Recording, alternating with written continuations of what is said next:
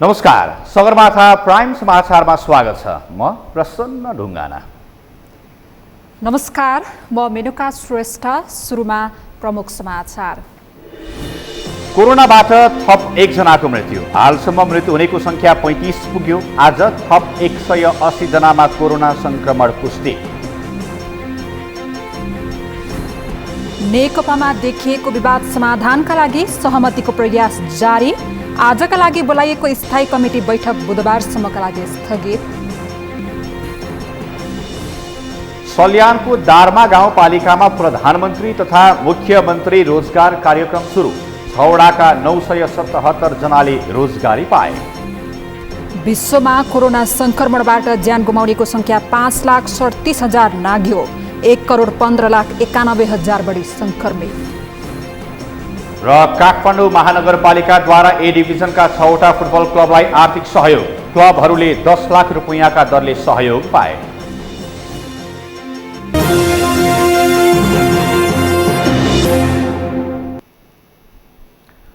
Sagarmatha prime समाचार अब विस्तारमा।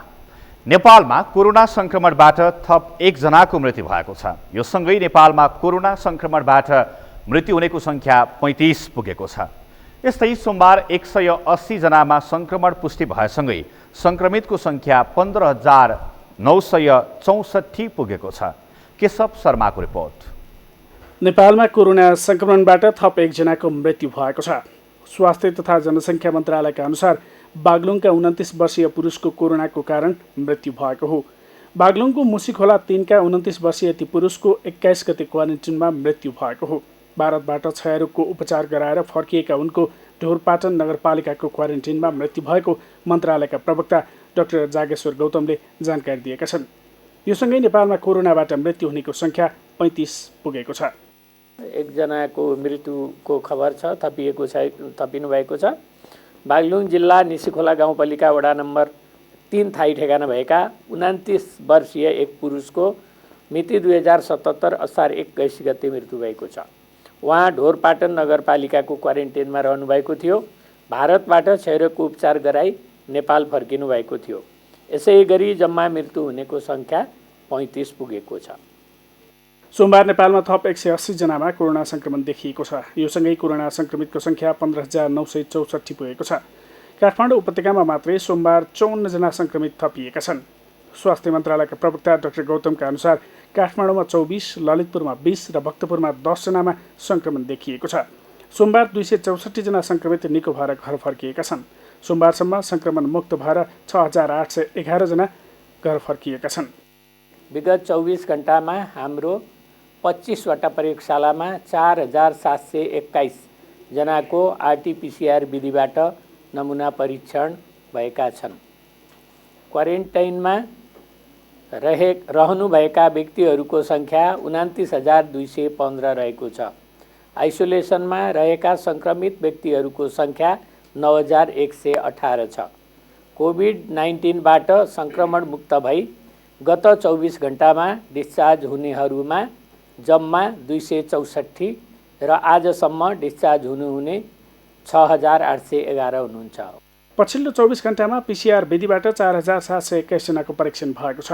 यो सँगै सोमबारसम्म पीसीआर विधिबाट 2,55,727 जनाको कोरोना परीक्षण भएको छ। यस्तै आरडीटी विधिबाट 3,11,724 जनाको परीक्षण भएको छ। अहिले देशभरिका क्वारेन्टिनहरूमा 29,215 जना रहेका छन्। मन्त्रालयले पछिल्लो समयमा आत्महत्याका घटनाहरू बढिरहेको प्रति ध्यानाकर्षण भएको जनाएको छ। एक हप्ताको अवधिमा 2 महिलाले आत्महत्या गर्दा फेसबुक लाइभ गरेको कुरामा मन्त्रालयको ध्यानाकर्षण भएको प्रवक्ता गौतमले बताए। यस्ता घटनाहरूले आत्महत्यालाई प्रेरित गर्ने र बालबालिकाको दिमागमा नकारात्मक असर पर्ने भएकाले यस्ता भिडियोहरू सेयर नगर्न उनले आग्रह गरेका छन्। सगरमाथा टेलिभिजनका लागि केशव शर्मा, काठमाडौँ। आज बस्ने भनिएको नेकपा स्थायी कमिटीको बैठक बुधबारसम्मका लागि स्थगित भएको छ। नेताहरूबीच सहमति प्रयासका लागि भन्दै स्थायी कमिटी बैठक आगामी बुधबारसम्मका लागि स्थगित भएको हो। प्रधानमन्त्रीका प्रेस सल्लाहकार सूर्य थापाका अनुसार अब स्थायी कमिटीको बैठक यही असार 24 गते 11 बजे बस्नेछ। यसबीचमा नेताहरूबीच सहमतिको प्रयास जारी रहनेछ। स्थायी कमिटीका अधिकांश सदस्यहरूले प्रधानमन्त्री केपी शर्मा ओलीको राजीनामा मागेपछि नेकपाभित्र आन्तरिक कलह चुलिएको छ। प्रचण्ड माधव नेपाल पक्षले प्रधानमन्त्री र पार्टी अध्यक्ष दुवै पद छाड्न ओलीलाई दबाब दिएका छन्, तर प्रधानमन्त्री ओली भने दुवै पद नछाड्ने अडानमा छन्। शीर्ष नेताहरूबीच सहमतिको प्रयासका लागि दिनहुँ बैठक र छलफल हुँदै आए पनि सहमति भएको छैन। स्थायी कमिटी बैठकका लागि नेकपाले 7 बुँदे एजेन्डा तय गरे पनि पछिल्लो बैठक प्रधानमन्त्री केपी शर्मा ओलीको राजीनामाको विषयमा बैठक केन्द्रित बन्दै आएको छ। प्रधानमन्त्री ओलीले नेपालको नयाँ नक्सा जारी गरेसँगै भारतसँग मिलेर आफ्नै पार्टीका नेताहरूले सरकार ढाल्न खोजेको सार्वजनिक अभिव्यक्ति दिएपछि नेकपाभित्र विवाद चुलिएको छ। शीर्ष नेतालाई विधि र पद्धतिमा चल्न दबाव स्वरूप नेपाल कम्युनिस्ट पार्टी नेकपाका नेता तथा कार्यकर्ताले आज झापामा धरना दिएका छन्। प्रधानमन्त्री केपी शर्मा ओलीको गृह जिल्ला समेत रहेको झापा स्थित नेकपाको जिल्ला कार्यालय बिर्तामोडमा नेकपा निकट युवा तथा विद्यार्थीहरूले धरना दिँदै ज्ञापन पत्र बुझाएका हुन्। नेताहरूको व्यक्तिगत स्वार्थका कारण पार्टी एकता सङ्कटमा परेको भन्दै नेकपा निकट विद्यार्थी सङ्गठन अनेरास्वाव्यू र राष्ट्रिय युवा सङ्घका जिल्ला स्तरीय नेता तथा कार्यकर्ताहरूले शीर्ष नेताहरूलाई विधि र पद्धतिमा चल्न आग्रह गरे। यो आन्तरिक अन्तर्विरोध भएका छन्। यो अन्तर्विरोधहरू सैद्धान्तिक र वैचारिक भन्दा पनि प्राविधिक र कार्यशैलीमा जसरी नेतृत्वहरूको समस्या भइरहेछन्, यो स्वाभाविक रूपमा नेपाली जनताले र आम पार्टी कार्यकर्ताले अस्वीकार गरेको कारणले गर्दाखेरि अहिले हाम्रो झापा जिल्ला पार्टी कार्यालयमा यसको खबरदारी स्वरूप ज्ञापन पत्र बुझाउन आएका छौँ र निश्चितै रूपमा यो ज्ञापन पत्रले नेपाल कम्युनिस्ट पार्टीको केन्द्रको हेडक्वार्टरमा यो पुग्नेछ र यसको खबरदारीको भूमिका महत्त्वपूर्ण खेल्नेछ भन्ने मैले अपेक्षा राख्छु। उनीहरूले एउटा व्यक्तिको हटका कारण पार्टीको एकता नै सङ्कटमा परेको भन्दै नेताहरूलाई सच्चिन सुझाव दिएका छन्।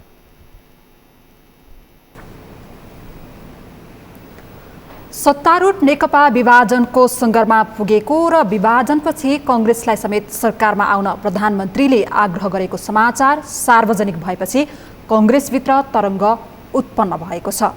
सरकारमा सहभागी हुने भन्ने हल्लाले केन्द्रीय समिति बैठकमा समेत प्रवेश पाएको छ। तर कङ्ग्रेसले नेकपा एकता वा विभाजन नेकपाकै आन्तरिक मामिला भएको र सरकारमा सहभागी हुने विषयमा कङ्ग्रेसले कल्पना पनि नगरेको बताएको छ। अमृतराज काफ्रेको रिपोर्ट। सत्तारूढ नेकपा विभाजन हुने आशंका बढेका बेला प्रधानमन्त्री केपी शर्मा ओली र काङ्ग्रेस सभापति शेरबहादुर देउवाका बीचमा आकस्मिक भेटघाट भएपछि काङ्ग्रेसलाई सरकारमा सहभागी हुन अफर गरेको समाचारहरू सार्वजनिक भएका थिए। नेकपाभित्र विवाद बढिरहेका बेला प्रधानमन्त्री ओलीको विशेष दूत भएर संसदीय दलका उपनेता सुभाष चन्द्र नेउवाङले सभापति देउवालाई भेटेपछि आशंका झन बढेको थियो। नेकपा विभाजन हुने र काङ्ग्रेस समेत सरकारमा सहभागी हुने विषयमा छलफल भइरहेको विवरणमाझ काङ्ग्रेस केन्द्रीय समिति बैठकमा समेत यो विषयले प्रवेश पाएको छ।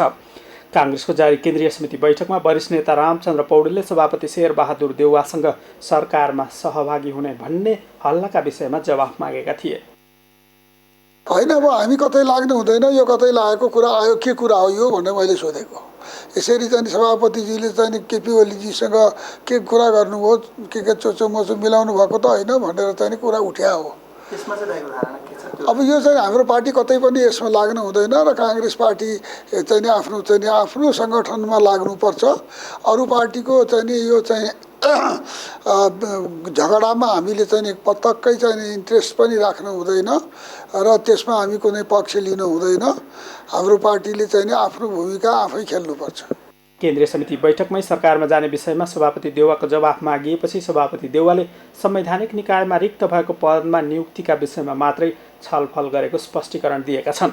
काङ्ग्रेस नेताहरूले सरकारमा काङ्ग्रेस जाने हल्ला गरेर नेकपाभित्रको विवाद विषयान्तर मात्रै गर्न खोजिएको दाबी गरेका छन्। अहिलेको अवस्थामा नेकपा विभाजन हुने वा नहुने विषय काङ्ग्रेसको छलफलको एजेन्डा समेत नबन्ने नेताहरूको भनाइ छ। मेरो पार्टी चाहिँ फुटाउँछु, तपाईँसँग मिल्छु भन्ने कुरा पनि कसैले गर्छ, गर्दैन नि त। सो एकदमै क्लियर छ कि प्रधानमन्त्रीको यो उहाँको यो धुर्त्याइ होइन, आफ्नो पार्टीभित्रको आफूसँग यो तिक्डमबाजी तह लगाउनका निम्ति यसरी प्रयोग भएको। अब यस्तो कुरा पनि उहाँको पार्टीको अर्को पक्षले पत्याउँछ भनेदेखि पनि मैले उहाँहरूले विचार मात्र भन्न सक्छु। प्रचण्डले, माधव नेपालले होइन उनीहरूको बिचमा कुराकानी भयो अरे, मन्त्रालयको बाँडफाँड भयो अरे भन्ने कुरा चाहिँ जे प्रयोजनको लागि केपी शर्मा ओली अहिले काङ्ग्रेसको सभापतिसँगको भेटघाटलाई यो कुरालाई प्रयोग गरेर राख्नु भएको छ, त्यो प्रयोगको प्रभाव भयो भने त केपी शर्मा ओली सफल हुनु हो नि त। काङ्ग्रेस केन्द्रीय समिति बैठकमा सरकारको कामका बारेमा भने छलफल भएको छ। कोरोना महामारीका विषयमा जिम्मेवार काम गर्न नसकेको अहिलेको सरकारको नेतृत्व गरिरहेको दल नेकपा भित्रको विवादलाई भने काङ्ग्रेसले नजिकबाट नियालिरहेको बताएको छ। सगरमाथा टेलिभिजनका लागि क्यामेरामा सुरेन्द्र रावतका साथमा अमृतराज काफले, काठमाडौँ। जनता समाजवादी पार्टीका अध्यक्ष महन्त ठाकुरले नेकपा नेतृत्वको ओली सरकार रहनु र हट्नुले आफूलाई कुनै फरक नपर्ने बताउनु भएको छ।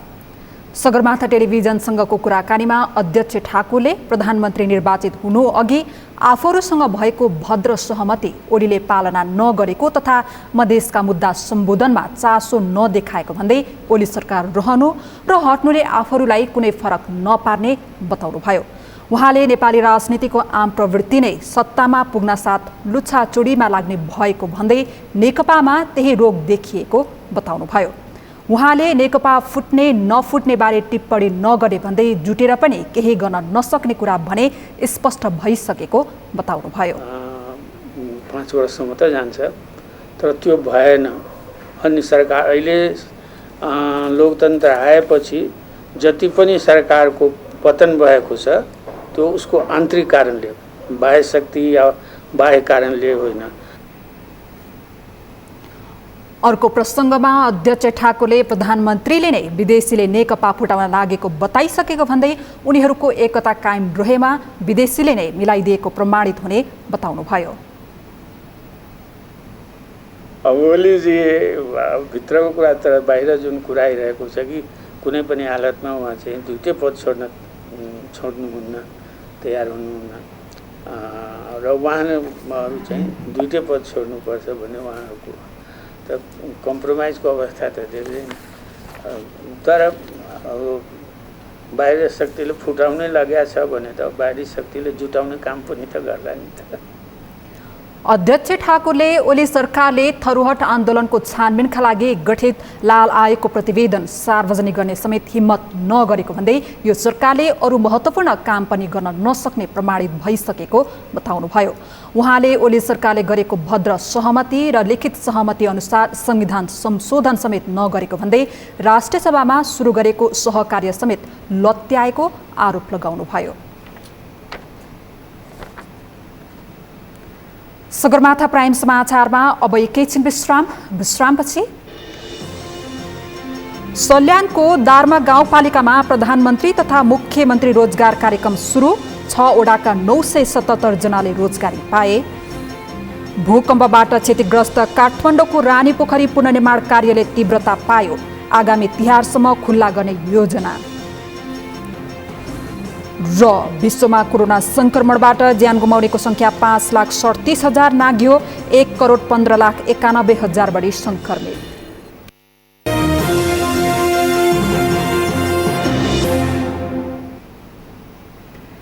विश्रामपछि सगरमाथा प्राइम समाचारमा स्वागत छ। अब बाँकी समाचार। विश्व महामारीको रूपमा फैलेको कोरोना संक्रमण रोकथाम तथा नियन्त्रणका लागि सरकारले मुलुकभर लागू गरेको लकडाउनको प्रभाव हरेक क्षेत्रमा परेको छ। यो विषम परिस्थितिमा आत्महत्याका घटना पनि बढ्दै गएका छन्। सुर्खेतमा विगतको तुलनामा लकडाउनको अवधिमा आत्महत्याका घटना निकै बढेको पाइएको छ। सुर्खेतबाट दिलबहादुर खत्रीको रिपोर्ट। कोरोना रोकथाम तथा नियन्त्रणका लागि सरकारले लागू गरेको लकडाउन लम्बिँदै जाँदा हरेक क्षेत्र प्रभावित भएका छन्। तर यही लकडाउन अवधिमा बढेको आत्महत्याका घटनाको तथ्याङ्कले भने मानिसलाई झुस्काउने अवस्था छ। कोरोनाका लागि गरिएको लकडाउनमा कोरोनाबाट ज्यान जाने मानिसको सङ्ख्याभन्दा आत्महत्या गर्नेको सङ्ख्या धेरै बढी हुँदा सुरक्षाका लागि कता ध्यान दिने भन्ने चुनौती खडा भएको छ। जिल्ला प्रहरी कार्यालय सुर्खेतको तथ्याङ्कमा गत चैत 11 गतेदेखि लागू लकडाउन यता 29 वटा आत्महत्याका घटना दर्ता भएका छन्।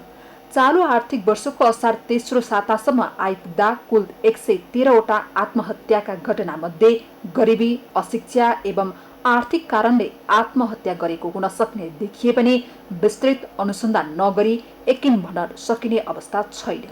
हालसम्म श्रावणदेखि हालसम्म यो असार आज चाहिँ 18 गतेसम्मको डाटा हेर्दाखेरि 113वटा मुद्दा चाहिँ दर्ता भएको देखिन्छ आत्महत्याको।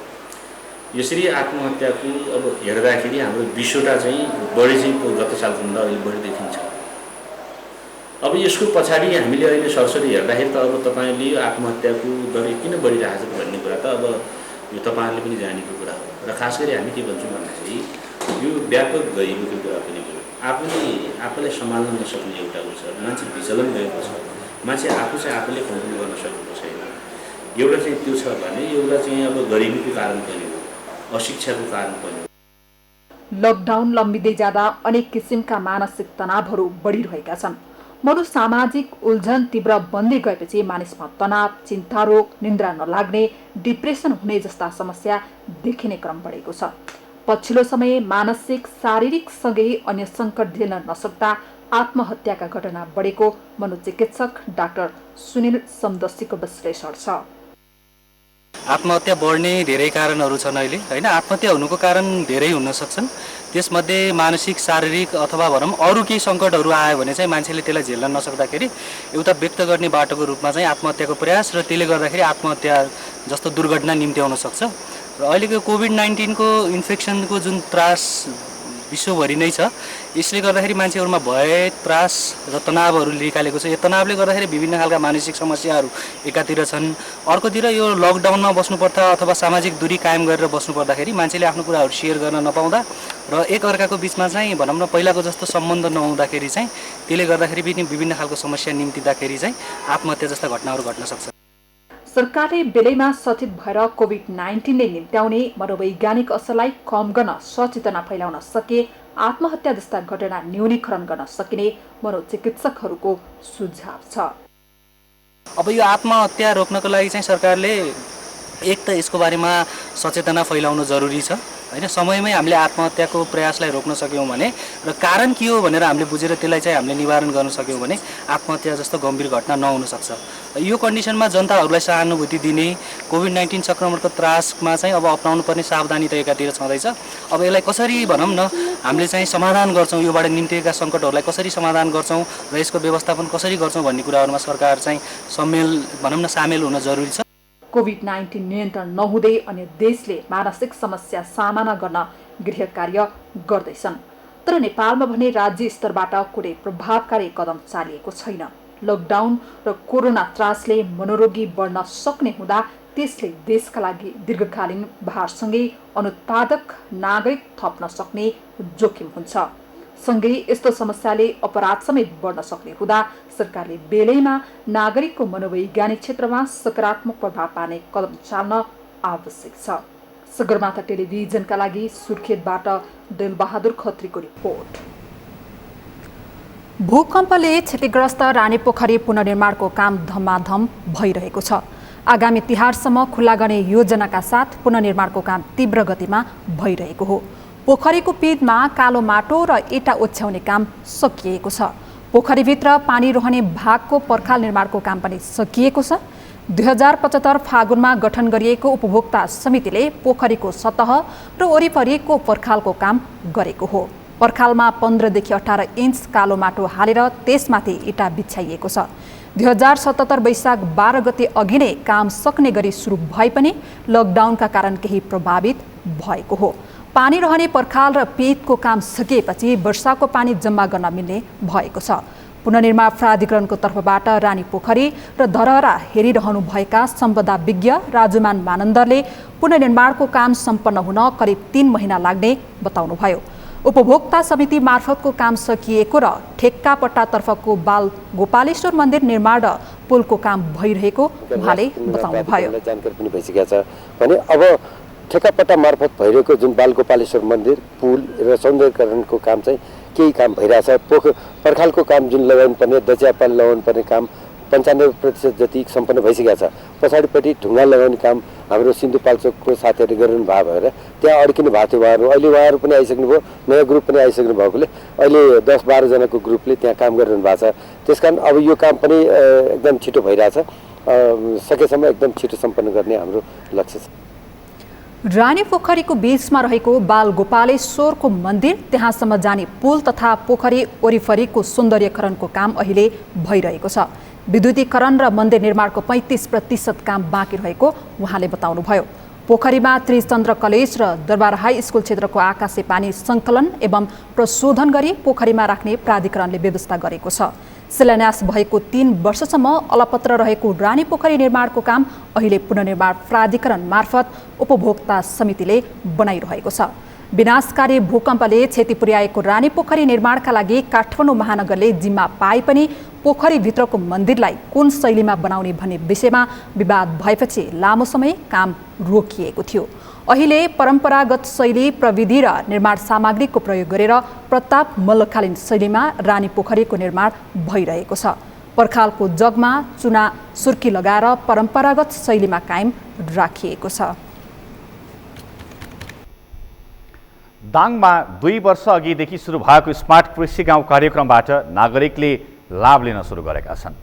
प्रदेश 5 सरकारले 2075 सालमा कृषिको पकेट क्षेत्र विकास गर्ने योजना अन्तर्गत दाङका 6वटा गाउँलाई स्मार्ट कृषि गाउँमा परिणत गर्ने योजना अगाडि बढाएको थियो। दाङबाट सुशील बस्नेतको रिपोर्ट। कृषि ज्ञान केन्द्र दाङको समन्वयमा एक सांसद एक कृषि गाउँ अन्तर्गत 6 गाउँलाई स्मार्ट कृषि गाउँ बनाइएको थियो। स्मार्ट कृषि गाउँ कार्यक्रम अन्तर्गत लमहेको हरदवा, गढवाको गुसुरा, घोराई 8 को स्याने गाउँ, तुलसीपुर 14 को लुहाड बर मटेरा, बङ्गलाचुलीको रिभानटोल र शान्तिनगर 7 को दुबी चौर बुढा डावरमा कार्यक्रम लागू भएको छ। स्मार्ट कृषि गाउँ लागू भएको शान्तिनगर गाउँपालिका 7 का मोहनलाल खत्रीले कृषि व्यवसायबाट राम्रो आम्दानी गरेका छन्। यसअघि परम्परागत धान र मकै खेती गर्दै आएका खत्रीले व्यावसायिक तरकारी खेती गर्न सुरु गरेपछि उत्पादन र आम्दानीले ठूलो परिवर्तन गराएको छ। सरकारले तरकारीको बिउ टनेल लगायतको सामग्रीहरू उपलब्ध गराएको छ। त्यसमा उनले आफ्नो मेहनत मिसाउँदा एउटा सानो टनेलबाट 15 देखि 20 हजारसम्म आम्दानी गरिरहेका छन्। 6वटा टनेलमा टमाटर खेती गरिरहेका उनले टमाटरबाटै राम्रो आम्दानी गरिरहेका छन् भने अन्य खेती पनि उत्तिकै मेहनतका साथ गरेका छन्। यो टनेल बिउ अनि सबै चिजहरू चाहिँ पायौँ र अनि पहिलाभन्दा हामीले धेरै लगायत पनि पायौँ। जस्तै 12-6 को चाहिँ टनेल दिनुहुन्छ, त्यसमा हामीले लगभग 10-12-15 हजार जति चाहिँ आम्दानी निकाल्यौँ। 10 घर परिवारले व्यावसायिक रूपमा बेमौसमी तरकारी समेत गरिरहेका छन्। टमाटर, लौका, काँक्रा, खुर्सानी लगायतका ओम प्रकाश शर्माले 2वटा टनेल बनाएका छन्। तिनै 2वटा टनेलबाट शर्माले एक सिजनमा 35 हजार भन्दा बढी आम्दानी गरिरहेका छन्। शान्तिनगर गाउँपालिका 7 दुबैचौरका गोविन्द रावतले देशमै रोजगारी नपाउँदा 3 वर्ष मलेसिया र 4 वर्ष साउदीमा बस्नु पर्यो, तर विदेशको रोजगारीबाट पनि कमाई राम्रो नभएपछि गाउँ फर्किएका उनले 2075 सालदेखि गाउँमा स्मार्ट कृषि कार्यक्रम लागू भएपछि 2वटा टनेलमा तरकारी खेती सुरु गरेका हुन्। त्यसबाट करिब 50 हजार बढी आम्दानी गर्न थालेपछि मकै गहुँ रोप्दा खान समेत नपुग्ने अवस्थाका कारण खाडी मुलुक जानु परेको बताउने रावत अहिले तरकारी खेतीबाट भएको राम्रो आम्दानीले दङ्ग परेका छन्। योभन्दा पहिला मैले खेती भन्नाले पोखरातिर सिलसिलामै पोखरातिरै जान्थेँ। स्मार्ट कृषि सुरु भयो, त्योदेखि मैले खेती गर्न सुरु भएँ। एउटा टनेलमा पनि राम्रै आम्दानी भएको रहेछ, त्यो हिसाबले बढाउँदै गयो। मेरो लगभग 35 हजार जति एउटा टनेलमा निक्ल्यो। शान्तिनगर गाउँपालिकाका किसानहरू 6वटा समूहमा 60 जना स्मार्ट कृषि गाउँ कार्यक्रममा आबद्ध भएका छन्। कार्यक्रम संयोजक दुर्योधन ओलीका अनुसार कृषकहरू उत्साही भएका छन्। सञ्चालन भएका 6वटा स्मार्टको सबैलाई एक ठाउँमा ग्यादरिङ गरेर वार्षिक प्रतिवेदन कार्यक्रम हुन्छ। त्यसमा पनि हामी सबैले अब आफूले गरेको प्रगति विवरणका आधारमा हामीले सबै पेश गर्छौँ र त्यसमध्येमा हामीले 2075 साल 12 महिना 30 गते हाम्रो पहिलो वर्ष कार्यक्रम सम्झौता गऱ्यौँ। त्यो सँगसँगै हामीले कामको सुरुवात भनेको 2076 वैशाखबाटै लगभग 76 वैशाखबाटै सुरु भएको हो। 50 बिघा जमिनमा व्यावसायिक तरकारी खेती गर्न आबद्ध बनाउने र किसानहरूको आय आर्जनमा वृद्धि गर्ने लक्ष्यका साथ स्मार्ट कृषि गाउँ कार्यक्रम लागू भएको हो। त्यसका लागि 50 लाख बजेट आएको थियो भने किसानहरूले त्यसमा 20% थप लगानी गरेका छन्। पहिलो वर्ष लाभ लिन थालेका कृषकहरू उत्साहित देखिएका छन्। यसको निरन्तरतामा थप उत्साह बढेमा किसान व्यावसायिक कृषि युगमा प्रवेश गर्ने र आत्मनिर्भरता एकसाथ सुरु हुन सक्छन्। सगरमाथा टेलिभिजनका लागि दाङबाट सुशील बस्नेतको रिपोर्ट। आर्थिक नगरीको पहिचान बनाएको वीरगञ्ज महानगरपालिकाको मुख्य सडक वर्षा सुरु भएसँगै पोखरीमा परिणत भएको छ। नेपालको कुल राजस्वको 60% उठाउने सहरको सडकले भने प्रमुख आर्थिक नाकाको बेइज्जत भएको छ। पर्साबाट नरेश सर्राफको रिपोर्ट। नेपालको कुल राजस्वको 60% हिस्सा वीरगञ्ज भन्सारले ओगट्ने गरेको छ। तर त्यही राजस्व सङ्कलन हुने भन्सार क्षेत्रको मुख्य सडक भने नियमित मर्मत सम्भारको अभावमा पोखरीमा परिणत हुँदा समेत सरकारवाला निकायको ध्यान पुग्न सकेको छैन। तर स्थानीय तहका जनप्रतिनिधिहरू भने यो सडक सङ्घीय सरकार अन्तर्गत सडक विभागको भन्दै नागरिकका समस्या समाधानबाट पन्छिने गरेका छन्। वीरगञ्ज एउटा ट्रान्जिट नगरी पनि हो। देशको मोटामोटी 60% आयात निर्यात यहीँबाट भइरहेछ र यहीँबाट सबैको माल लोड अनलोड पनि धेरै कामहरू हुन्छ भने त्यो पार्किङको व्यवस्थापन, आन्तरिक रोडहरूको मेन्टेनेन्सको लागि हैन र जुन यो वातावरणीय जुन प्रभावहरू नराम्रा परिरहेका छन् यहाँ त्यसको व्यवस्थापनको लागि पनि यो सबै खर्चहरू हामी गर्दछौँ। नेपाल भारत सिमानामा रहेको मेतेरी पुलदेखि रजत जयन्ती चोकसम्मको करिब आधा किलोमिटर सडक ठाउँ ठाउँमा 2 देखि 3 फिट गहिरो खाल्डो भई पोखरीमा परिणत भएको हो। यही सडकमा लकडाउनमा समेत दैनिक 8 देखि 900 मालवाहक गाडी गुड्ने भएकाले भन्सारबाट दैनिक 42 देखि 45 करोड राजस्व उठ्ने गरेको थियो। विगत 8 महिनादेखि यो सडकको अवस्था जर्जर भए पनि सवारी चालकहरूले जोखिम मोलेर सवारी चलाइरहेका छन्। खाल्डै खाल्डा भएको सडकमा गाडी गुडाउँदा गाडी बिग्रिने समस्या मात्रै हुने गरेको छैन, कतिपय स्थानमा गाडी नै पल्टिने अवस्था छ। प्रॉब्लम तो बहुत होगा, गाड़ी के टूट-फूट, मेंटेनेंस खर्च ज़्यादा, गाड़ी में टूट-फूट ज़्यादा आवाला, गाड़ी पलटे के भैया टेंशन बा, जान जाएगा भी टेंशन बा। प्रदेश नम्बर 2 को एकमात्र महानगरपालिका वीरगञ्ज नाममा महानगरपालिका भए पनि गाउँपालिका जत्तिको पनि बन्न नसकेको स्थानीयको बुझाइ छ। सडक बिग्रिएको महिनौ भइसक्दा पनि बिग्रेको सडक मर्मतमा महानगरको ध्यान नपुग्दा सवारी साधन दुर्घटना भई कहिले एक्सल त कहिले क्राउन समेत भाँच्ने गरेको पीडा सुनाउँछन् सवारी चालकहरू। समस्या धेरै पर्छ सर, कहिले काहीँ क्राउनै भाँच्छ, यसमा कहिले एक्सलै भाँच्छ, समस्या त धेरै छ। यसलाई भन्छ वीरगञ्ज महानगरपालिका, यो त गाउँपालिका भन्दा बिग्रेछ। वीरगञ्ज महानगरपालिकाले पटक्कै सवारी करका नाममा रकम उठाउँदै आएको भए पनि पुल मर्मतका लागि चासो नदेखाएको सवारी चालकहरूको गुनासो छ। महानगरले 6 चक्के सवारीसँग दैनिक 115 र 10 चक्के सवारीसँग 170 रुपैयाँ पटक्के सवारी कर असुल्दै आएको छ। पटक्के सवारी करबाट मात्रै महानगरले वार्षिक झण्डै 5 करोड रुपैयाँ असुल्ने गरेको छ। तर मुख्य आर्थिक नाकाको पुल र सडक मर्मत नगरिँदा सवारी चालकहरू जोखिमपूर्ण रूपमा सवारी हाँक्न बाध्य छन्। महानगरपालिकाले आगामी आर्थिक वर्षका लागि फेरि पटक्के सवारी कर सङ्कलनका लागि ठेक्का 4 करोड 91 लाखमा लगाइसकेको छ। तर महानगरले आफ्नो जिम्मेवारी वहन नगर्दा चालकहरू भने हैरान छन्। समस्या हेर्नुहोस् न, यो बाटोको स्थिति यो आज मात्रै हेर्नु, यस्तो धेरै भइसक्यो यो बाटोको स्थिति। अब यत्रो कर उठाउँछ नेपालमा अहिले यस्तो अवस्थामा, अन्त कहीँ लिँदैन कर। यहाँ हेर्नुहोस् कर। कतिपय चालकहरू त वीरगञ्ज महानगरपालिका नभएर महानगरपालिका जस्तै बनेको भन्दै व्यङ्ग्य गर्ने गरेका छन्। नेपालमा गणतन्त्र आएको भए पनि विकास प्रेमी भन्दा भ्रष्टाचारी बढिरहेको बताउँछन्। गणतन्त्र आएको भनेको यही हो, विकास भनेको होइन। तपाईँ चाहिँ अब चाहिँ यो चाहिँ महानगरपालिका भन्छ भन्ने बेला चाहिँ महानगरपालिका चाहिँ हो कि जस्तो लाग्छ। नेपालमा आयात निर्यातको करिब 60% माथि कारोबार हुँदै आएको वीरगञ्ज नाकाको पुल र सडक जीर्ण हुँदा दुर्घटनाको जोखिम बढिरहेको छ। 2 वर्ष पहिले तत्कालीन भौतिक पूर्वाधार मन्त्री रघुवीर महासेठलाई वीरगञ्ज महानगरपालिकाका मेयर सहितले 2 पटकसम्म मेतेरी पुल लगेर देखाएका थिए। त्यसबेला 7 करोडको बजेट माग भए पनि सङ्घीय सरकारले सुक्को नछुट्याएको मेयर सरावगीको आरोप छ। विगतमा पनि रघुवीर महासेठजी जब मन्त्री हुनुहुन्थ्यो उहाँले 2 पटक लगेर त्यो ठाउँ मैले देखाएको थिएँ र त्यसको लागि आवश्यक बजेट पनि मागेका थियौँ हामीहरू, किन त्यहाँ 10-5 हजारले केही हुनेवाला छैन। विगत सालमा पनि हामी 2 पटक चाहिँ त्यसको मर्मत सम्मार गऱ्यौँ त्यहाँ ठाउँको, तर त्यो मर्मत सम्मारले त्यो ठिक हुँदैन। त्यसलाई चाहिँ ढङ्गले चाहिँ फेरि वापस चाहिँ पुरै त्यसको राम्रो ढलाइहरू गर्नुपर्छ र त्यो रोडहरू बनाउनुपर्छ। त्यहाँको 7 करोड रुपियाँको मैले माग गरेका थिएँ, आजसम्म एक सुको पनि केन्द्र सरकारबाट आएको छैन। मेयर सरावगीले मेन रोडमा कर नउठाउने दावी गरे पनि गत आर्थिक वर्षको पुसदेखि असार मसान्तसम्म 2 करोड 91 लाख कर असुल गर्न महानगरले नै ठेक्का लगाएको छ। महत्त्वपूर्ण सडकमा 3 तहका सरकार एकअर्कालाई देखाएर पन्छिने गरे पनि नागरिक भने समस्यामा छन्। दोष पन्छाएर उम्कने भन्दा नागरिकका लागि समस्या समाधान गर्ने सरकार आवश्यक छ। सगरमाथा टेलिभिजनका लागि पर्साबाट नरेश सर्राफको रिपोर्ट। प्राइम समाचारमा फेरि एकैछिन विश्रामपछि। विश्वमा कोरोना संक्रमणबाट ज्यान गुमाउनेको संख्या 5,37,000 नाग्यो। 1,15,91,000 बढी संक्रमित। र काठमाडौँ महानगरपालिकाद्वारा ए डिभिजनका 6वटा फुटबल क्लबलाई आर्थिक सहयोग। क्लबहरूले 10 लाख रुपैयाँका दरले सहयोग पाए। अब पालो खेल समाचारको।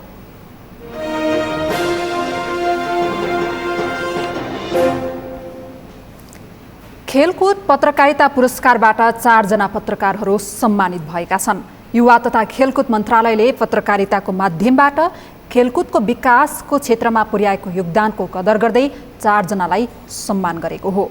खेलकुद पत्रकारिता पुरस्कारबाट पत्रकार ध्रुव तुलाधर, रोशन राउत, केशव पाठक र प्रियालक्ष्मी कार्की रहेका छन्।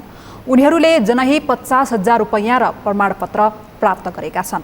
त्यस्तै युवा पत्रकारिता पुरस्कारबाट 6 जना सम्मानित भएका छन्। खगेन्द्र अधिकारी, गीता चिमोरिया, रत्नकुमारी चौधरी, सुषमा बराइली, निरज न्यौपाने र गङ्गा खड्का युवा पत्रकारिता पुरस्कारबाट सम्मानित भएका हुन्। खेल क्षेत्रको विकास विस्तारका लागि पत्रकारिताको माध्यमबाट योगदान पुर्याए बापत सम्मान गरिएको मन्त्री जगत बहादुर विश्वकर्माले बताउनुभयो। पत्रकारिता क्षेत्रको सम्मान हो भन्ने हामीले बुझेका छौँ।